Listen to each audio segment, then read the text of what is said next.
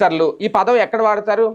ఉపాధి హామీ పథకాలకు సంబంధించి పనుల్లో భాగంగా కొంతమంది కూలీలు రాకుండా సరే వచ్చినట్టు వాళ్ళ పేర్లు నమోదు చేసేసి అధికారులు వాళ్ళు వచ్చినట్టు అక్కడ అటెండెన్స్ వేసేసి రిజిస్టర్లలో ఆ దొంగ మాస్టర్లు వేసి ఆ డబ్బులు వాళ్ళు చెరిసగం పంచుకుంటారు. ఇది దొంగ మాస్టర్లు. ఇది జగన్ హయాంలో భారీగా జరిగింది అని చెప్పి అప్పుడు ఆరోపించారు. ఇప్పుడు చంద్రబాబు నాయుడు గారి హయాంలో కూడా అదే జరుగుతోంది. అంటే ఇది వాస్తవానికి జాతీయ గ్రామీణ ఉపాధి హామీ పథకం, కేంద్ర పథకం.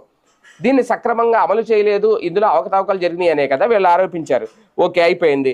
ఇప్పుడు మరి గత ప్రభుత్వం ఓకే ఏదో చేసింది, ఇవన్నీ పక్కన పెడితే ఇప్పుడు వీళ్ళ ప్రభుత్వం వచ్చి 10 నెలలు దాటుతుంది. మరి ఇప్పటికీ ఎందుకు కంట్రోల్ అవ్వలేదు? ఇంకా దొంగ మాస్టర్లు ఎందుకు నమోదవుతున్నాయి? ఇప్పుడు ఇది కూడా ఈనాడు పత్రిక ఈ వార్త రాయడం, ఇది ఒక రకంగా చంద్రబాబు గారికి ఊహించని షాకే. అంటే ప్రభుత్వంలోని లోపాలను కూడా ఎత్తి చూపించడంలో ఖచ్చితంగా పత్రిక తన విలువలను అయితే పాటించింది ఇక్కడ. కాకపోతే ఇందులో మళ్ళీ వైకాపా